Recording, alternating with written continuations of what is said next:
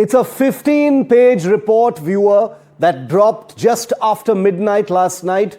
NDTV has been bringing you since early this morning. If you've been tuning in, every aspect of what's in this report, we're distilling it because it's mostly of a technical nature. But this preliminary report of the crash that took place at the Ahmedabad airport on the 12th of June, exactly a month ago, is now out. It is a precursor to a more detailed report that will be out later this year. But what it focuses on is that both engines of this Boeing 787 had been shut down. There was a dual engine failure. Both engines had shut down mid-air within seconds of takeoff. At that point where we've frozen that video is when fuel control switches to the two engines of the 787 were cut off. Now, the report by India's Aircraft Accident Investigation Bureau into the crash of this Boeing 787 that killed 241 of its 242 on board says the fuel cutoff switches, which control, as it suggests, the flow of fuel to the engines, transitioned from the run position where fuel is flowing towards the engines to the cutoff position where fuel flow actually stops to the engines, one after another. This is what the flight data recorder actually tells the investigators, and it happened within a second of each other. In fact, in the cockpit call recording, the voice recording, which has been available now thanks to the black box, this is what the black box actually looks like. We now know that the probe has narrowed its focus to a conversation between the two pilots, which I need to emphasize at this point has become absolutely key. The cockpit call recording as well, in which one pilot, we don't know which one, we don't know which pilot said this, but in this cockpit voice recording, one of the pilots says, can be heard saying, "Why did you cut off? Why did you cut off?" referring to the fuel control switches. To which the other pilot replies, "I did not." Why did you cut off? I did not. A few seconds of conversation that have become central to this investigation. These are the two brave pilots of Air India Flight 171. There is a great deal of rumor and speculation going around in various parts of the media, especially in the West, about what may have happened. On NDTV, we will only decode the facts, and we are looking at every aspect of this. The report released after midnight on Saturday notes that the ram air turbine, or RAT, and I will explain this clearly to you so that everyone is on board. This is a story that involves us all. The ram air turbine, that's the ram air turbine circled in red over there, is a small emergency device that deploys only when there is a catastrophic loss of power or a total electric failure, which is consistent with the dual engine failure. The engines are what provide the electricity on an aircraft. When those fail is when the ram air turbine automatically drops out of the aircraft. It deployed, and we know this now officially, indicating a total loss of power and thrust in this 787. Now, data from the Enhanced Airborne Flight Recorder, or EAFR, commonly known as the black box, revealed that both switches, the fuel control switches, were moved back to the run position. They were on the cutoff position, they were moved back to the run position. This is what the fuel control switches look like. So go through this slowly with me. I'll walk through it very slowly with you.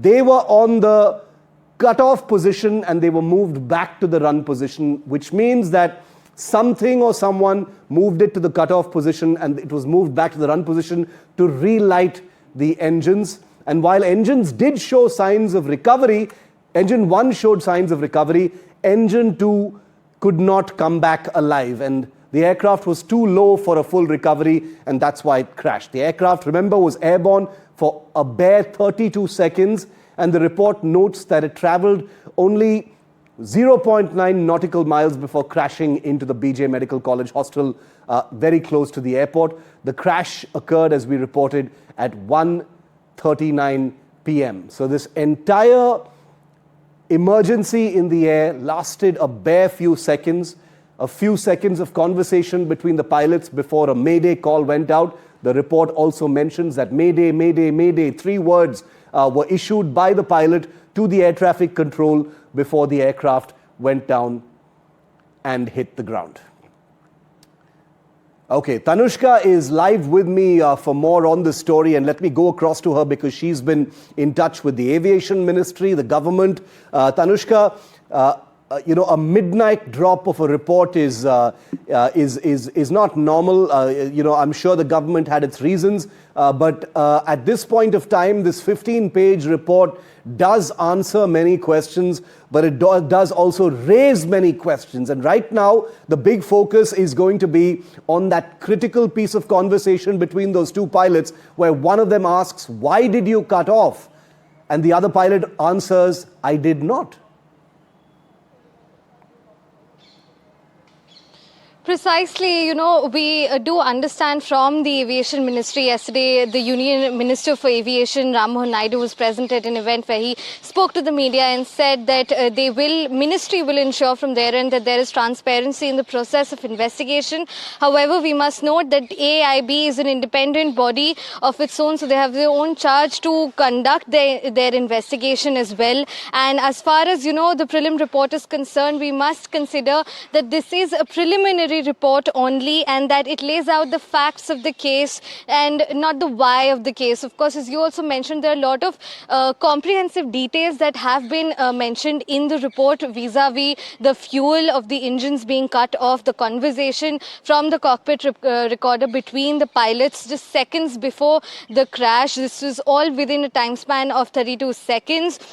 However, the only thing that is conclusive at this point from the prelim report is that the fuel to the engines was cut. Now, we must also look into this 2018 advisory by the Federation of Aviation Administration, wherein it was flagged off these issues with fuel control switch locking design based on reports from operators of model 737 airplanes, which is similar to the switch of that of 787. Now, these FAA advisories that were, given out back in 2018 said that before the flight takes off, it is to be inspected, the locking feature of the fuel control switch, to ensure its engagement.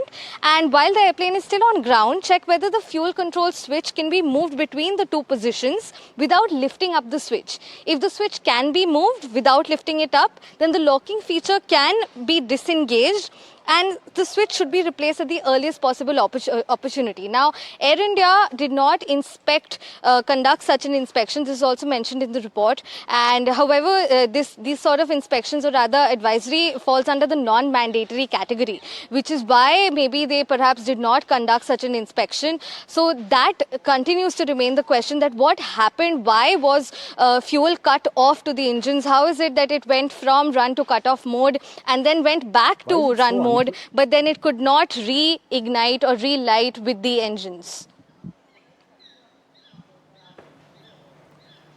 Okay, Tanushka, thanks very much for that update. Very crucial. So two things that we can narrow down this entire focus from the probe to. One is the cockpit voice recording, the conversation between the two pilots, and the other is that 2018 advisory as far as the usage of the fuel control switches is concerned. Now, we are not on NDTV going to assign any kind of liability. That is on the investigators, that is on the government itself at this point of time. Remember, it bears repeating over and over again that the report that we have in our hands right now is a preliminary report. It raises many questions. It is not conclusive, and there will be an exhaustive final report that will hopefully come out perhaps later this year. But the big takeaways from this is that both engines shut down barely seconds after takeoff. The shutdown of the engines happened about 40 to 50 feet in the air, which means about 3 or 4 seconds after takeoff is when this aircraft suffered a complete loss of engine power. Both engines shut down, and then that conversation between the pilots actually happened, and the emergency was done in just 32 seconds. What are these fuel control switches inside the cockpit? Why is the focus so glaring on them? One pilot asked the other, "Why did you cut off?" The other said, "I didn't." Here's Vishnu breaking it down in detail. These are the fuel control switches. These are the throttles of the Boeing 787. And this is what this is what the debris actually of the aircraft indicated. It's burnt out. Those are the throttles on the top, and over here you can see the fuel control switches in the on position. Now, if this appears to be slightly unclear, let me come over here and talk a little bit about the fuel control switches, because this is important. These are not normal switches that you just sort of push up and down. The switches, in fact, you have to lift up like this and then bring it down, right? So if we can freeze the image for a moment, you have to lift it up and then bring it down.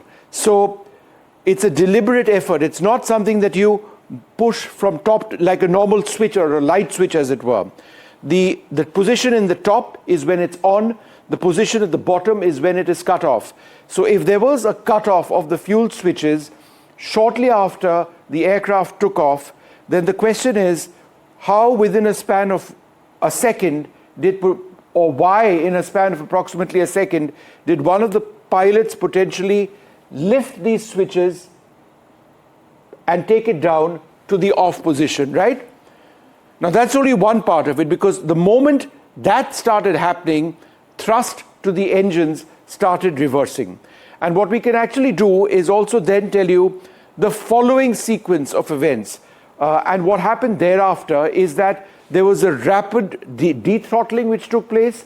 The thrust of the engines started coming down, right? But very, very importantly, there was, according to the data, an effort by the pilots to toggle these switches. So they tried to put the switches back on, and they were successful in doing that. Once they were able to do that, one of the two engines, remember at this stage we are in a dual engine failure, right? Both the engines have stopped functioning. Once they did put that back up, one of the two engines of the aircraft did relight. In other words, it did restart. It did start developing thrust, right? The throttle was, the thrust was rising in that engine. That may not have been the case in the other engine, which did relight, but perhaps that wasn't thrusting quite as much. Now, if we look at this debris over here, from the debris, it's that same lever and it's the same switches. As you can see, it's in the on position. So despite it having been switched off, it's clear that somebody put it back on. That's what the digital flight data recorder also indicates. It also indicates that the aircraft did start thrusting, but the real pity and the tragedy is that the aircraft was very low at that stage. Both engines had flamed out or potentially flamed out because, in other words, they weren't developing thrust because the fuel switches had been put off. The pilots, or one of them, put the fuel switch back on. One of the engines reignited, but by then, with no altitude to play with, the aircraft started going down and it crashed. So everything that I've described over here points to the fuel switches. Now, why exactly did that take place? And what we will need to ask is there any scenario in which these fuel switches could be not part of the problem? I mean, could fuel be cut off from the engines even with these switches being in the on position? Could there be an electrical failure or a mechanical failure as a result of which, quite independent from the switches themselves, fuel flow to the engines was stopped? Rajiv Pratap Rudy, former Civil Aviation Minister, has just commented on the crash report. Let's listen into what he's saying.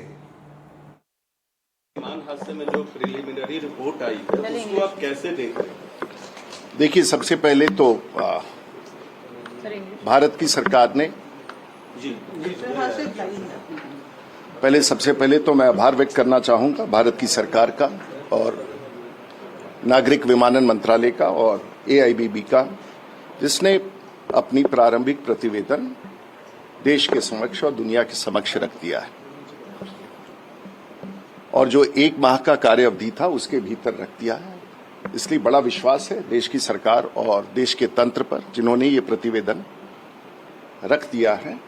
और ये प्रारंभिक प्रतिवेदन है और इसमें कुछ तथ्य ऐसे उजागर किए गए हैं जिसमें पूरे घटनाक्रम में विमान में क्या तकनीकी कारण थे जिसके कारण ये दुर्घटना हुई और कप्तानों ने क्या क्या कदम उठाए और क्या क्या परिस्थितियां थीं, उसके बारे में पूरी तौर से उल्लेख किया है। और इसमें प्रारंभिक रूप से जो प्रतिवेदन एआईबीबी का प्राप्त हुआ है उसमें ये स्पष्ट रूप से कहा गया है कि विमान के भीतर जो इंजन स्टार्ट करने का जो स्विच होता है, बोइंग का कुछ अलग होता है, एयरबस का कुछ अलग होता है। बोइंग में फ्यूल कंट्रोल स्विच जिसे कहते हैं, उसे ऑन करने के साथ साथ इंजन स्टार्ट होता है। एयरबस में ये इंजन 1 और इंजन 2 के रूप में स्टार्ट होता है। अगर 320 विमान की बात करें, हम यहां बात कर रहे हैं बोइंग 747 ड्रीम लाइनर की, जिसके दुर्घटना के कारण इतनी बड़ी हादसा अहमदाबाद से लंदन जाने वाली फ्लाइट की हुई है। जो प्रारंभिक प्रतिवेदन है, विमान उड़ने के लिए एक प्रारंभिक दौड़ और स्पीड होता है जिसको हम लोग रोटेशन स्पीड कहते हैं, V1, VR, V2। और इसमें स्पष्ट रूप से विमान V1 स्पीड पर गया है जो प्रारंभिक दौड़ का स्पीड होता है, V2 पर गया है और उसके पश्चात रोटेशन का भी स्पीड उसे प्राप्त हुआ है और विमान आसमान में सामान्य रूप से उड़ गया है। विमान 180 नॉट के गति तक भी पहुंच गया है।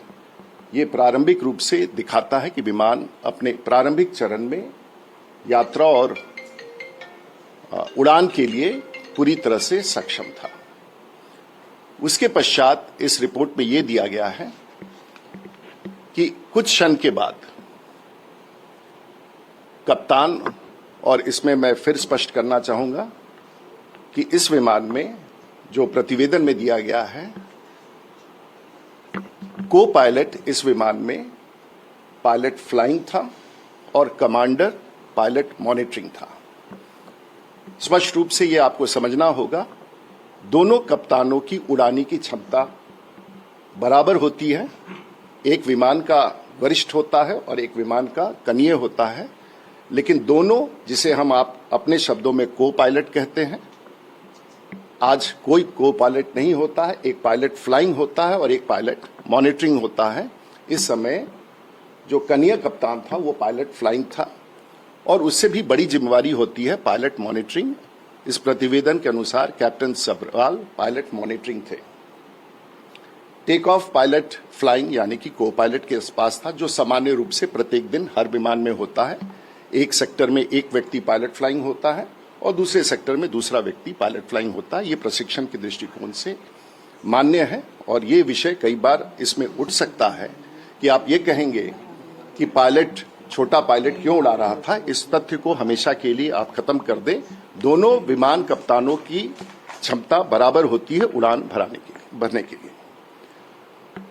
इसमें जो तथ्य आए हैं, जो फ्यूल कंट्रोल स्विच है, क्रैश के बाद जो एआईबीबी ने पता लगाया है और देखा है, दोनों फ्यूल स्विच ऑन पोजीशन में थे, यानी कि अपनी जगह पर थे जहां उन्हें होना चाहिए विमान चलाने के लिए।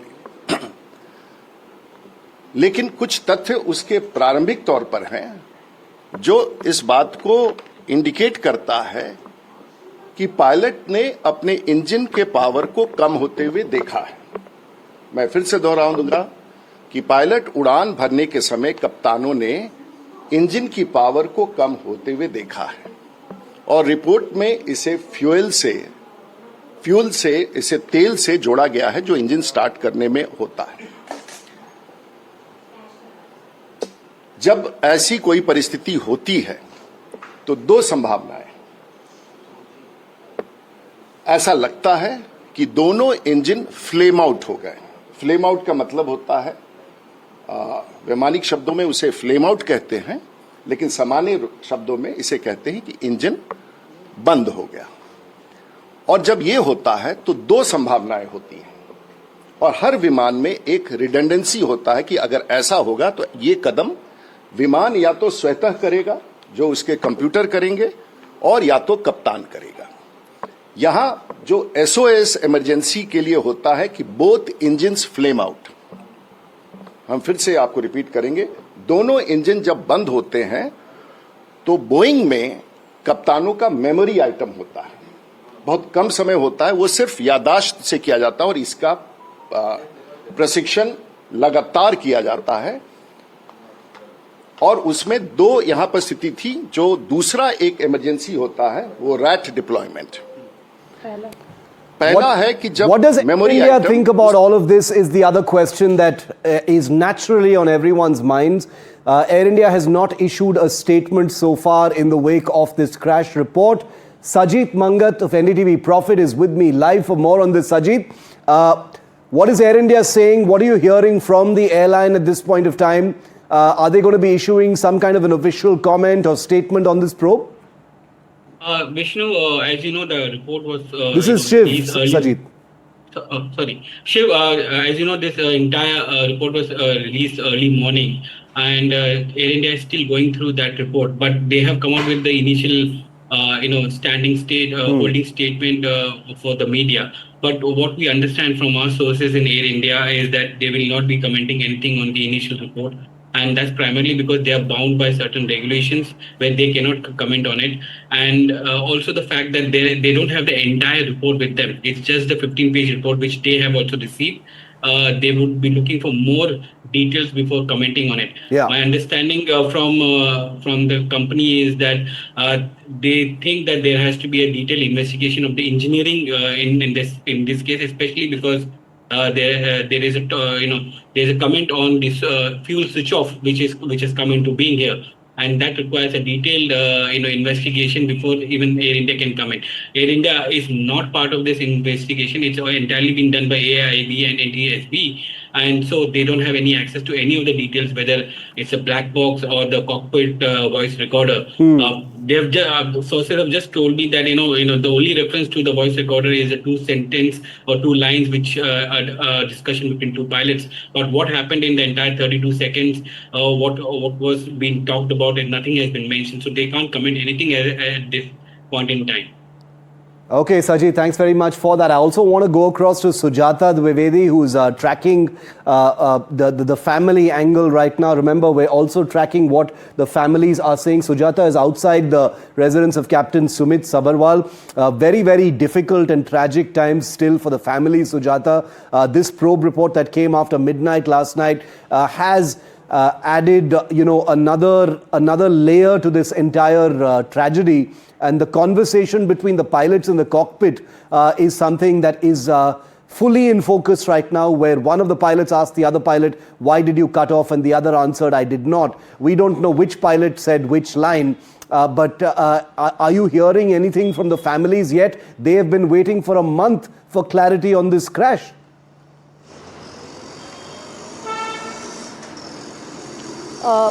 Certainly, and I'm outside Jal Vayu Vihar, which is situated in Powai and which was the residence of Captain Sumit Sabharwal. We know for a fact that he is now presided by his 88-year-old father, and Sumit Sabharwal was the only caregiver for his father, who was also a former DGC official. Now, as soon as we reached here, we did try getting in touch with the family members and the friends who we spoke to earlier during the funeral of Captain Sumit. However, for now, they have got no comments, but yet they did say that they stand in solidarity with the families and those affected with the incident. And because we know that Captain Sumit was a veteran line training captain with over 8,200 years of flying hours of flying experience, and almost all of the society members, because the society is Jal Vayu Vihar, which means that personnel from the Navy as well as the Air Force, only these officers, they reside in this building. And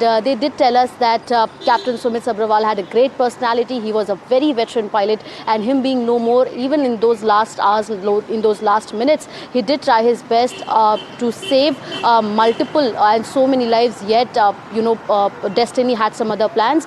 But the family, we know that Captain Sumit Sabharwal has an 88-year-old father who is not in a condition to talk to the media yet. But, we did try getting in touch with him. But for now, they have requested privacy, because after the report, there's again a sort of uncomfortableness that they are living in. Yes. Okay, Sujata, keep tracking that story. On NDTV, you will not see Sujata or any of our reporters, trying to bother the family. If they want to speak, if they wish to come on camera, Sujata will be the first one to get them. So that's something we take very, very seriously here on NDTV, and we guarantee you we will not be hounding or bothering the families. This is a very, very sensitive time. Details of what happened in the cockpit involving their loved ones has come out. So the sensitivity of families is something we want to always keep in focus as we bring you further details from this report. 15 pages is this entire report, and in those 15 pages lie answers to many questions, but there are many unanswered questions as... Okay, let me get our experts right now. KVJ Rao is an aviation expert. He's a former Air India crew member. He's been a whistleblower as well on various aspects. We'll be getting Dr. Aditya Paranjape, who is an aerospace professor, also into our coverage in just a moment. They're both with us, as a matter of fact. Mr. Rao, I'd like to come to you first. Your opening thoughts on this. I would like to caution all of our viewers, all of our guests as well, that we are not speculating here on NDTV, and we want to make it clear that the independent views of our guests are important, and that's the reason why we have them here on our coverage. Mr. Rao, your views after reading this 15-page report, the preliminary report. Shiv, thanks for having me. Having said that, Shiv, as I also believe we shouldn't be speculating, so I wouldn't want to get into any speculation at this point of time. What we have heard is a conversation between both the pilots. The reactive actions have not been deciphered as yet, barring saying that they tried to put it back. Firstly, these switches, cutoff switches, or fuel switches as they call it, are fail-safe. That means if they are in one position, they will not automatically move back to another position unless it is physically done or a system has taken over. But as far as I know, both these switches, there is no other system that will take over barring the software on the aircraft. So I would rest there. But having said that, we need to understand why these switches came back to position, especially when both the pilots say that they did not touch the switches. So the focus is now on why these switches failed or why it came back to the cutoff system. So having said that, we'll have to wait for the whole report, or maybe a supplementary report that might come out if the board chooses to issue one. But till then, yes, the conundrum as to why these switches failed is what needs answers. Dr. Paranjape, any light you can throw on that? What happened with these fuel control switches in the cockpit? Thanks, Chief. Not really. So as Mr. Rao also pointed out, these switches are fail-safe. So they are spring-loaded. And as I think so many people have pointed out, they have to be physically lifted up and moved. Yeah. And the other point also is that, at least based on what I understand, these switches are not connected to any tripping system. Like, some of our electrical fuses are, they are not connected to that either. Yes. So for the switches to move without any command is extremely unusual. Now, also the other point is, from that snippet of conversation we've heard from the cockpit about the pilots not having moved. So if we rule out any accidental movement, it comes down to something mechanical, and that's probably what's going to have to be checked. Worth pointing out that there's also been discussion around a 2018 it was an SAIB, a special advisory, something from the FAA, correct, about the switches. So I think we should probably also assume that, given that 7 years have elapsed since that advisory, Air India would have had a chance to act on it if this was one of the affected airframes. So whether or not that advisory still applies to us, we don't know. There's a passing reference to it in the investigation report, but they do not seem to think that the two are linked either. So no, it's really hard for me to say, sorry, but there is not much we can say right now about this.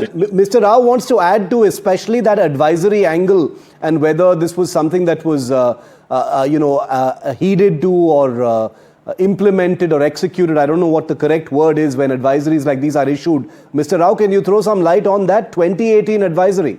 Yeah. Yes, Shiv, I'd like to throw some weight on that. That when the advisory is given, we have taken the plea that they didn't say it was mandatory check. But that does not absolve you from not having, intermittent checks on those switches. Now, we don't know whether those intermittent checks were done. That can only be clarified by Air known India. when we look at when the logbook of that aircraft, whatever has been done, checks that have been done is put out in the open. And we hope it is put out on the open. But having said that, to be very honest with you, Shiv, we have been taking advisories or we have been taking advices very, very casually. Flight safety is on the lowest aspect of the aviation industry today. And I speak from experience, so I take full responsibility for what I have just said. I have been crying hoarse on flight safety violations in Air India. And it is not that it has happened today. We've had the Mangalore crash. We've not learned anything from that. We had the Calicut crash. We've not learned anything from that. Unfortunately, Shiv, and pardon me for saying this, but we will be discussing this for the next 3 months and then it will be a forgotten chapter. Life moves on. But how long? But how long before that final report comes out, Mr. Rao? This is a preliminary report. It's only 15 pages long. Shiv, there is no time frame put because you can't box in an investigating into a time frame because there are a lot of aspects to be looked at it. Yeah. So I would be transgressing my line to say it should be done at a certain time frame. I get it. But yes, the faster and the better it is, the quicker it is done, it is good for everybody because understand corrective actions need to be taken after once those reports come in. I want to zoom back in. Dr. Paranjape, you've doubtless read this 15-page report. It's 15 pages. We've all had a chance to look at every aspect of it. You appreciate it better, coming from a technical background. This does answer many questions.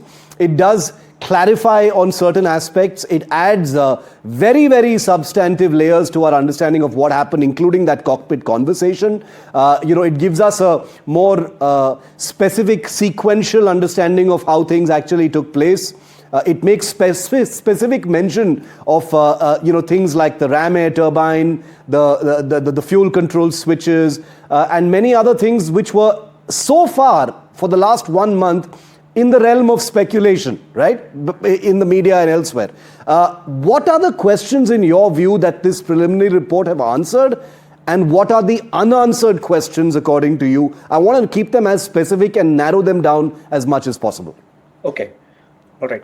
So I think in my view, it's also worth noting that the preliminary report doesn't specifically make any mention of things like loss of control, stall. In fact, it says that the hydraulic control passed on to RAT. So in that sense, it's clearly ruled out any loss of control event. Of course, visually, there was nothing to suggest it. There was nothing to suggest a stall. But the fact that the investigating report so far doesn't talk about it, the preliminary report, I think it's a good thing to see that that has been ruled out. So now the investigation can focus entirely on the fuel control switches.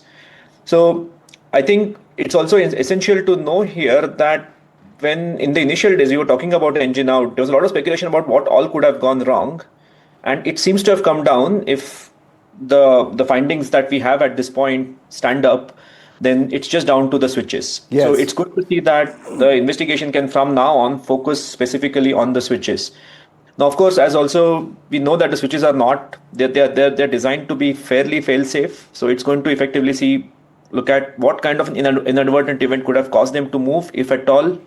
Was there any pilot error? We hope not. There's as of now, no evidence to suggest any pilot error. Or was there a design flaw, which also seems extremely difficult to believe, considering that in 2018 we've had an advisory to the effect that something in the switches needs to be replaced. So they're looking at 3 possibilities, or maybe a bunch of them, all of which are extremely rare. Yeah. But it's good to see the investigation can now focus on those, assuming that these initial findings really stand up to scrutiny. That's very good. The good news is that things have narrowed down considerably. Many of the things that are being speculated upon can be sort of pushed to the side now, and we can laser focus our attention to the aspects of the fuel control switches, mechanical fault, this advisory that has been mentioned, whether there were any other kinds of lapses. But overall, I think we have been able to, in many ways, bring the glare much closer to what may have actually happened. I'm going to take a very quick break. Remember, this is all-day coverage here on NDTV, and we will only have the best experts speaking on this. Remember, families are watching, loved ones are watching coverage, and they're all tuned into NDTV. We are super aware of that fact, and that's why only expert views, no speculation, no rumors. We're taking a very quick break. Rolling coverage returns on the other side.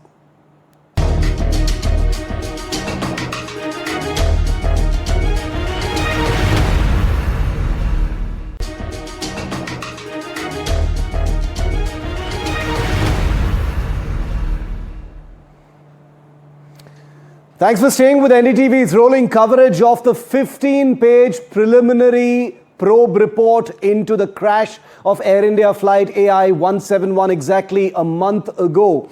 This 15-page report is being decoded and detailed here on NDTV since midnight last night, when the report actually dropped. We're the only channel that stayed overnight, and the only reason for that is so that today's coverage is completely clear. We're not reaching in the dark, and we have the finest expert voices telling you precisely what this interim report actually means, because there are implications globally for India, for Air India, for Boeing, for the families. This is a huge aviation international story, and the implications will be enunciated here in just a moment. But before I go to that, I want to talk about what is next after this preliminary probe report. It's been only a few hours since it's out. Let's tell you what happens next. Do the Boeing 787 systems allow dual engine cutoff too easily? Will there be flight deck design scrutiny? Is a big question that will have to be asked right now after this preliminary probe report. That's question number one. Is the cockpit design prone to inadvertent or miscommunicated critical inputs? Bear in mind that critical audio conversation between the two pilots that has been brought out in this probe report. Let's go to the next one now. Let's keep moving these as quickly as possible.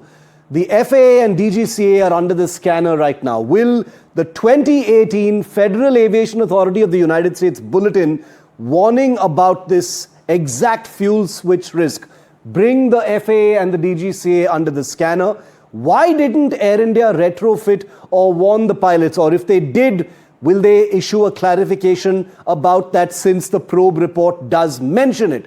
Did India's aviation regulator fail to act on known hazards? Remember, these are not conclusions. These are only questions that will now arise in light of this report. Now, let's go to the next one. The cockpit voice recorder and the flight data recorder analysis could deepen at this point of time. Human factors will probably be scrutinized. That appears to be clear. Cockpit voice recording hints at surprise and confusion inside the cockpit.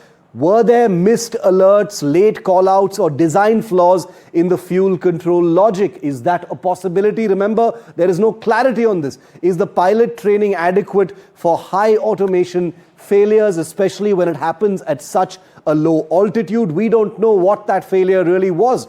Will there be global implications for the 787 Dreamliners? Remember, this 15-page report very clearly says no advisories, no instructions of any kind regarding the aircraft, which means it has been deemed to be completely safe, or that there's nothing wrong with the aircraft itself in the interim report. Could that change? It's the first ever Dreamliner crash. Is a global safety audit imminent? It hasn't been ordered in the first 1 month since the crash. Could that happen next? Will other airlines temporarily ground or recertify fuel control systems and switches? Because that is where the focus of this report entirely is. There are other global implications as well. Okay, let's move on to the next one. Legal, ethical, and operational fallout of this report. Will victims' families sue Boeing or Air India for design negligence? Now, that is only one possibility, because we remember We reported just a few weeks ago that a class action suit is being considered by the families at this point of time. Could this set a precedent for software or user interface based liability? This is what we're hearing from our experts. Will Air India revise standard operating procedures, simulators, or cockpit protocols? All of this, remember, only in the realm of possibility right now. These are questions being asked by experts, not NDTV. So this is the final look at where things actually stand as what happens after this probe report goes out. Remember, it's being processed by organizations across the world, not just here in India. Most certainly Air India, most certainly Boeing, most certainly General Electric, which supplied the engines to that Boeing 787. We still have our voices and experts with us to sort of look at where the next, where things go next, to understand very clearly where things are. Mr. KVJ Rao, who has been with Air India in the past, has been a whistleblower and an expert, has seen things very closely. Sir, I wanted to get you on where things go from here. It's 15-page report is out. Quite a lot of information, but 15 pages isn't very much. There are many unanswered questions right now. Your view on what the next steps are. The probe itself continues. So you're on mute. You raise certain pertinent questions. Of all the questions, let me tell you, I would like to answer about the DGCA. The DGCA is supposed to be an independent body, but unfortunately in India it is not. The DGCA has been one of the most complacent authorities that I have interacted with in my last, 15, 16 years. Known flight safety hazards have been overlooked for whatever reasons. I'm not getting into that. So what happens is, like I said earlier also, Shiv, and I repeat now, when an incident takes place, everybody says, oh, we need to pull up our socks. But then a couple of days down the line, the socks fall down all over again. DGCA basically lacks manpower that is specifically trained. When I say specifically trained, they don't have pilots of their own. When I say specifically trained, they don't have engineers of their own. I mean, they go by mechanical answers. So yes, we need to look at the DGCA. With regarding to the aviation, yes, the flaws are in the aviation. Like, I'm sorry, I wouldn't want to frighten anybody, but then Air India has been indulging in a lot of wrongdoings. I wouldn't want to be explicit on air today at least. And officers have been getting away scot-free. So this is bound to happen. And we will be waiting for another disaster to happen. We have not learned from the Bangalore crash. We have not learned from the Calicut crash. And I hope against hope that we learn something from this crash at least. And yes, you are talking, you mentioned evaluation of communications and things like that. Yes. There are a lot of factors. Like, when you have to understand one thing. When the crew work on an aircraft, it's not a 9-to-5 job. Yeah. It's not on ground. You're practically 30,000 feet above ground, where the oxygen is less. There are a lot of issues. So you need to look at the overall picture on this. You can't take it lightly, because if you read the report, they say crew were given proper rest. And I know what kind of the rest the crew get. I don't want to get into that. But then the DGCA needs to pull up its socks, not listen to what the airlines want. It needs to look at what needs to be done aesthetically and honestly to provide a flight safety environment when we fly. And that has been lacking for quite some time. Yes. And I have been fighting against it. And Shiv, I'm sorry to say this, but even the judiciary is a little bit slow on this.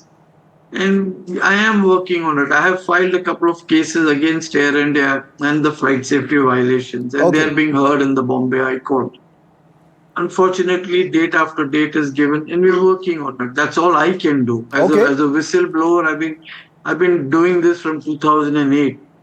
No, I understand and I've paid that. a very heavy price for it. I understand what you're saying, sir. And, on NDTV, like I said, we are, we are showcasing all voices right now. Anyone who's been in the system, been part of the system, questioning the system. These are not our opinions.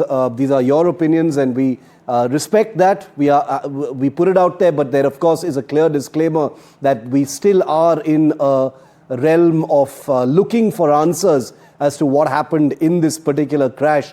And the only objective of all of this coverage is to arrive at that truth and to ask all of those questions. Dr. Paranjape, would you agree with that? That there are, there are all these many moving parts. This is such an international story. It happened in Ahmedabad, but the shockwaves of this 15-page report will go out to every, certainly to Chicago, to wherever General Electric is headquartered, to all the aviation authorities in different parts of the world. Yeah, I agree with that. Let's also acknowledge that at this point, because it's just a statement of facts, the report doesn't obviously pinpoint any specific flaws. So that's why they talk about the fact that there are no recommendations at this point for Boeing or for GE regarding the airframe or the engines. But I think that's what they'll be looking at. So in terms of what might happen next for design, they will have to analyze the entire system. So remember, with the engine, you have computers inside, you have the fuel control system. And if they narrow down on just the switches, that's a tiny component of that system. If that system is back as the source of the fault, you might have a relatively small set of design changes that they have to work on. However, if under the hood, there are other systems which are interconnected and the complexity is not appreciated, then you may have some more, let's say, slightly more complex design changes on hand. The other thing about this episode, of course, we at this point don't have any reason to believe that the pilots were really at fault.